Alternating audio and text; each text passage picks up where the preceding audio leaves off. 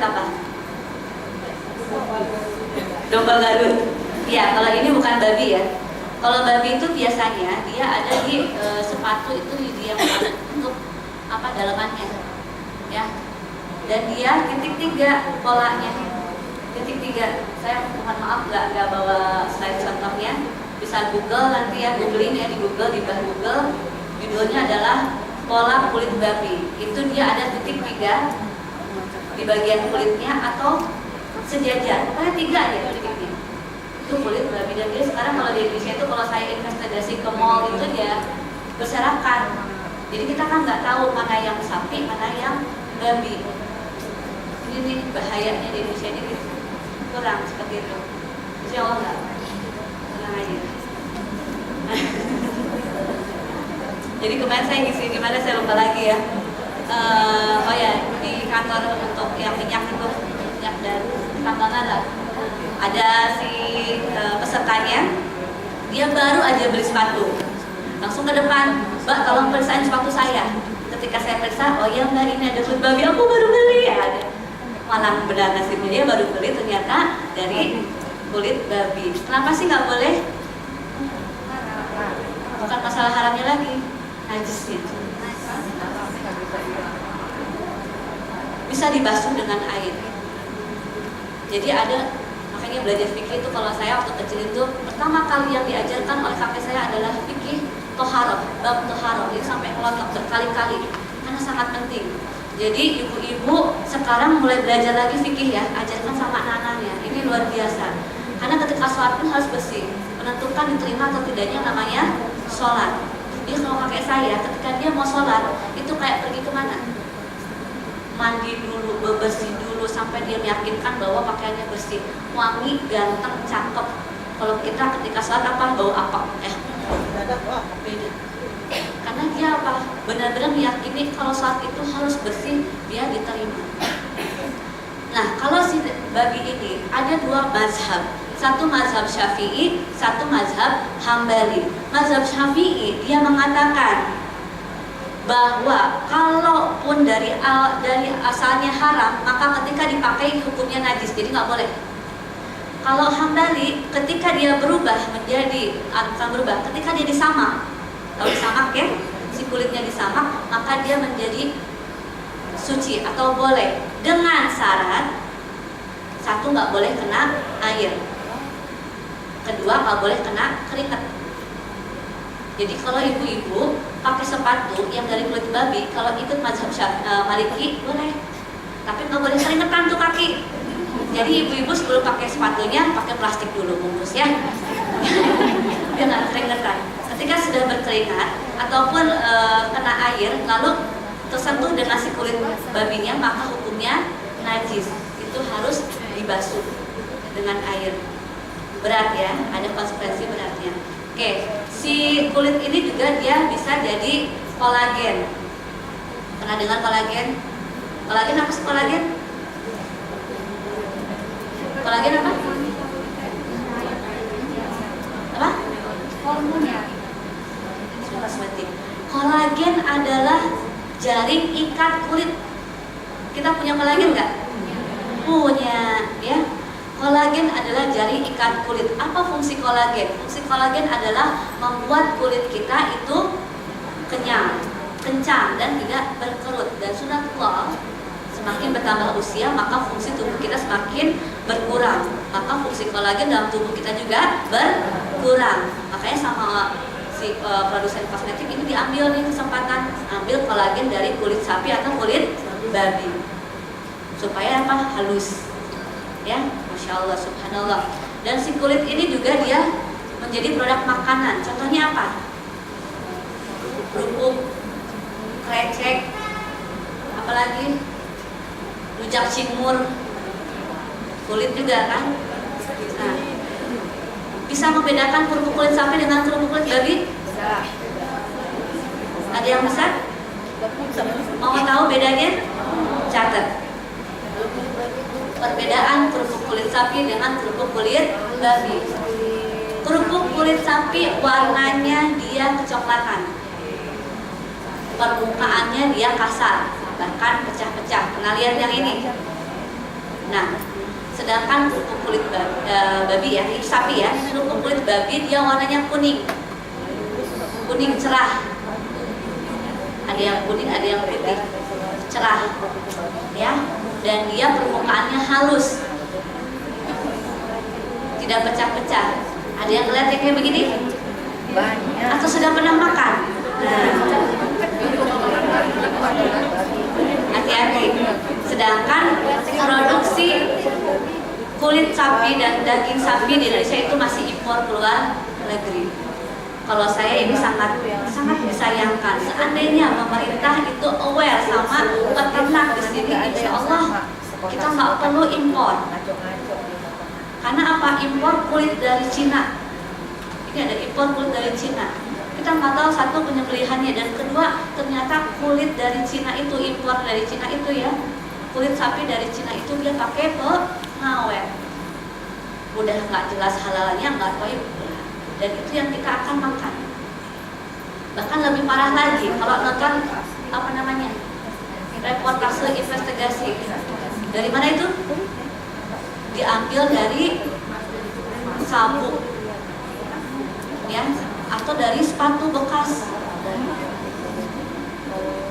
Iya, direndam dulu baru digoreng, dijual dengan harga murah. Alhamdulillah dibalik ya. Jadi kita makan apa? Makan ya. Oke, itu kulitnya, bulunya jadi tadi ya sistein. Terus sikat gigi ini untuk balita biasanya yang tumbuh gigi. Untuk kuas, hati-hati nih. Kuas kue itu ya. Kuas kue. Kalau beli martabak, ya untuk kosmetik juga ya. Kalau beli martabak, beli ayam bakar, beli steak, ya. Pokoknya produk yang bakar-bakaran, hati-hati, lihat kuasnya itu dia pakai kuas apa.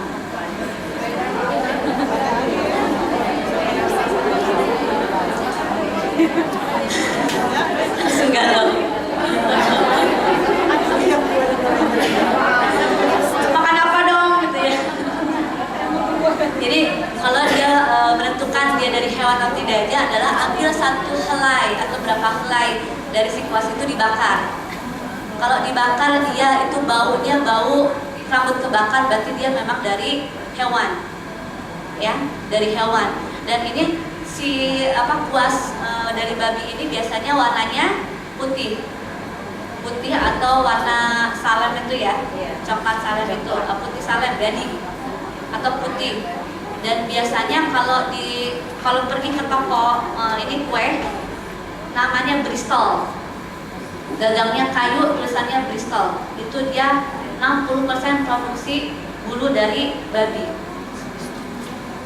Ya, ayo macam-macam lagi. Kalau saya memang dulu terakhir di Jurnal Halal kerjaannya adalah ngider, investigasi ke mall, ke pasar. Jadi kami lihat produk-produk yang memang dicurigai.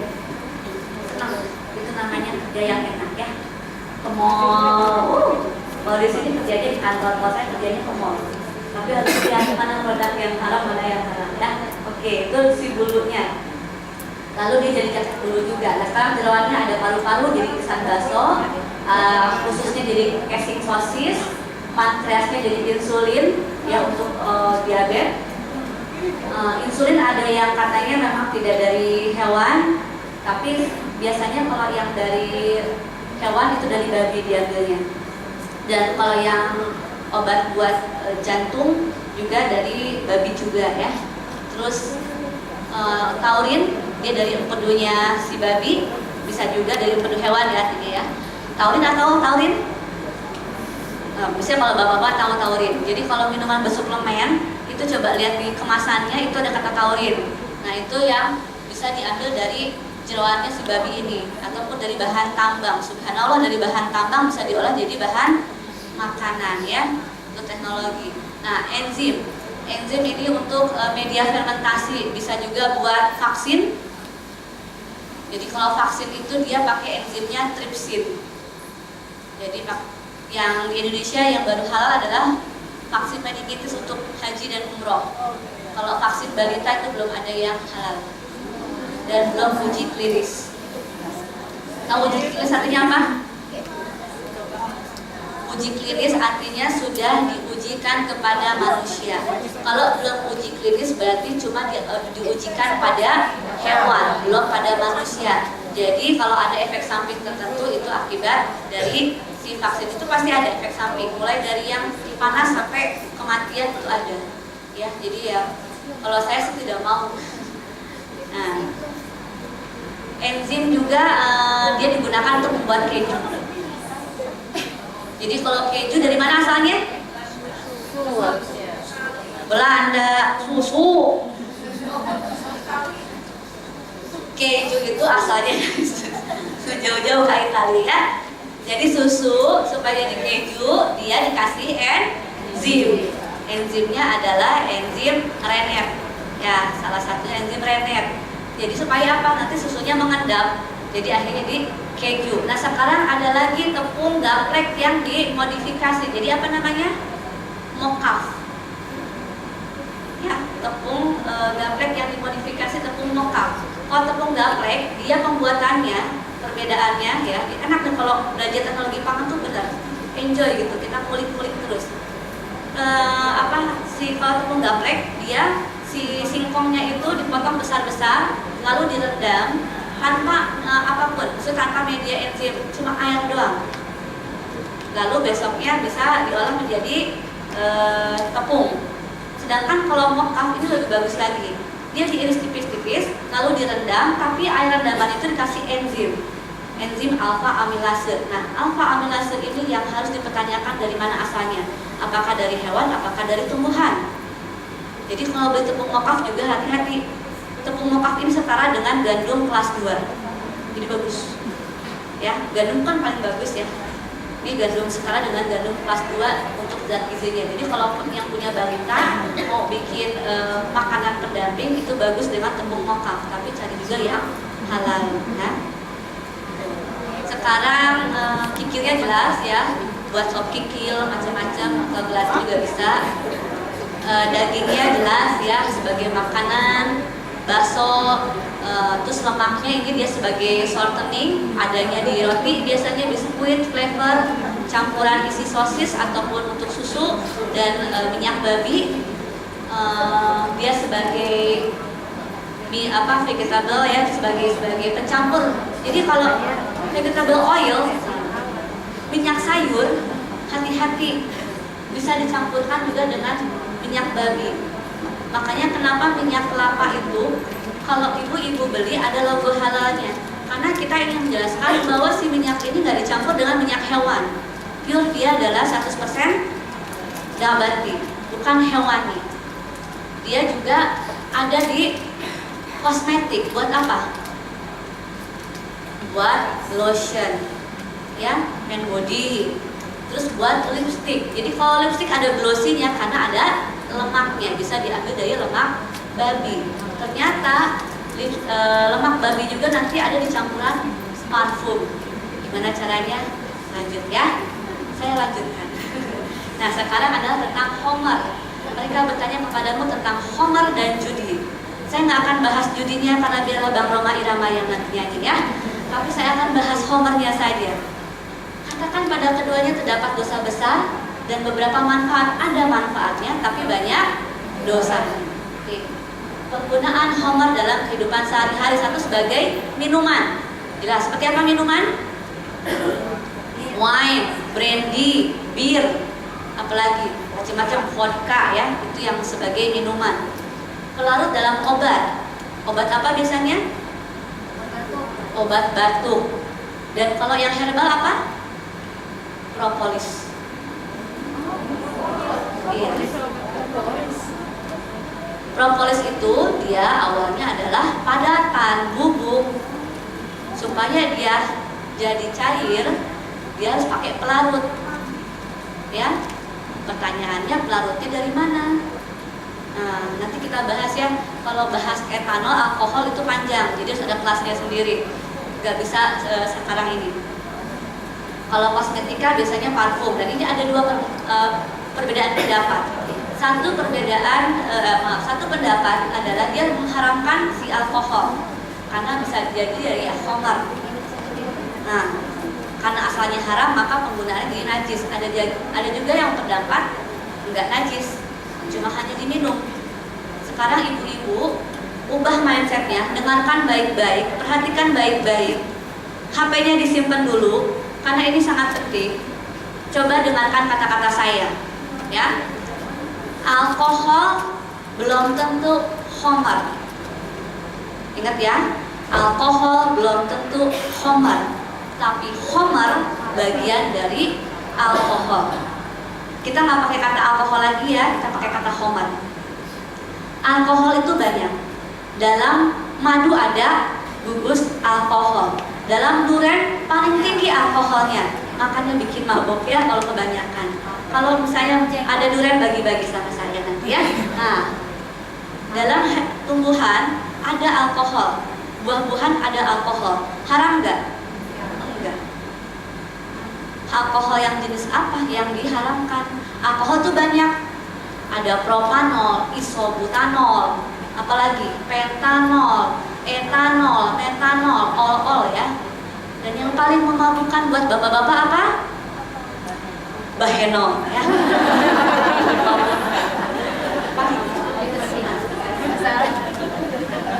Jadi apa yang memabukkan yang disebut khamar adalah etanol atau metanol.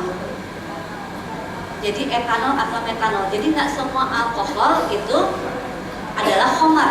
Bisa dimengerti sekarang? Jadi yang dia memabukkan atau masuk kategori khamar adalah etanol dan metanol. Jadi kita lihat dulu kalau di situ ada komposisi alkohol, harus pertanyakan alkoholnya jenis apa. Kalau di kosmetik ada alkohol tapi dia udah logo MUI, berarti dia bukan jenis alkohol yang diharamkan. Bisa dipahami? Ada juga alkohol buat medis ya. Jadi dia yang nggak diharamkan. Nggak semua alkohol itu adalah khamar. Jadi aduh ini alkohol pasti haram. Nggak juga ya. Nah sekarang pengetahuan tambah lagi ya. Oke. Sekarang bumbu dalam masakan. Apa tuh contohnya?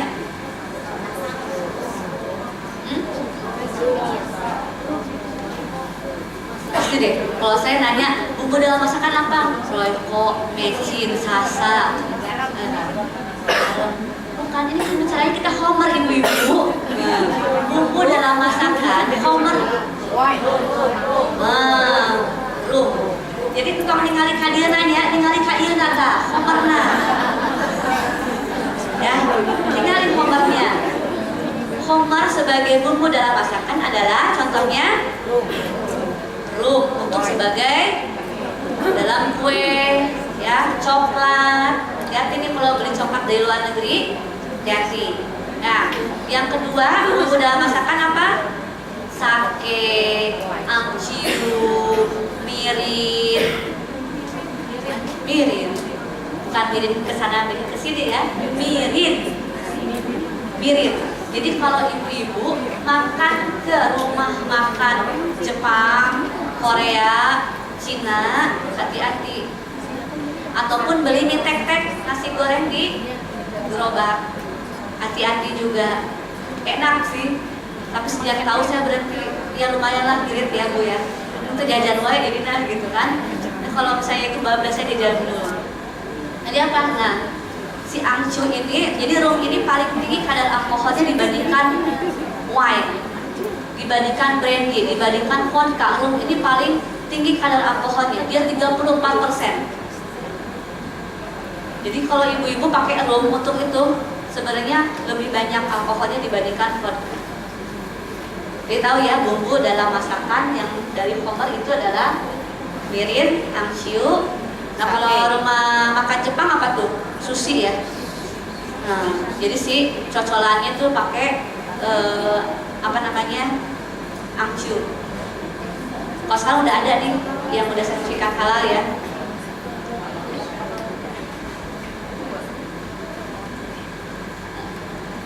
Nah ini golongan yang dilaknat oleh Allah karena arak ya. Nanti bisa saya kasih kopinya.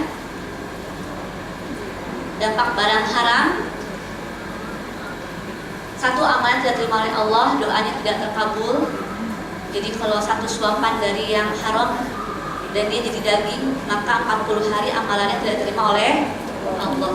Ya, udah gitu sholatnya nggak diterima, mengikis keimanan dari pelakunya, mengeraskan hati pelakunya, haji dari harta yang haram tertolak. Ini saya punya pengalaman ketika umroh Ramadan tahun 2012.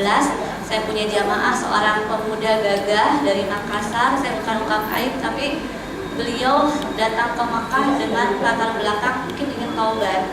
Jadi sebelum dia berangkat dia punya ilmu kanuragan. Ini nggak bohong loh. Dia belajarnya di Banten. Hari pertama, hari kedua dia di Makkah, di Makkah umroh. Ada yang sudah pernah umroh di sini? Pasti insya Allah ada ya. Gimana rasanya nikmatnya?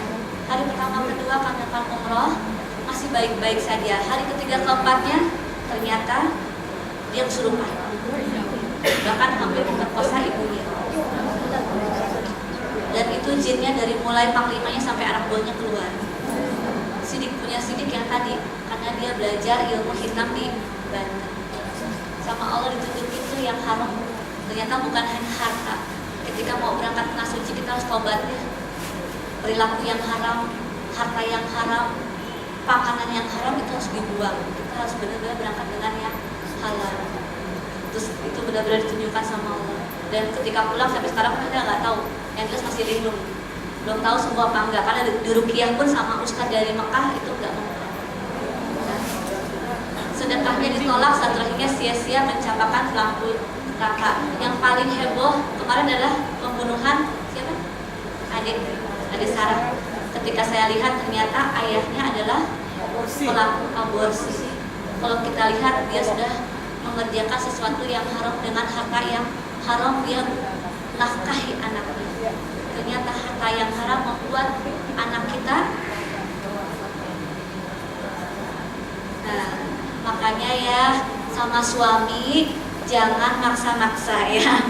Papa tetangga punya mobil, ayo kita beli mobil. Sok kiri ya.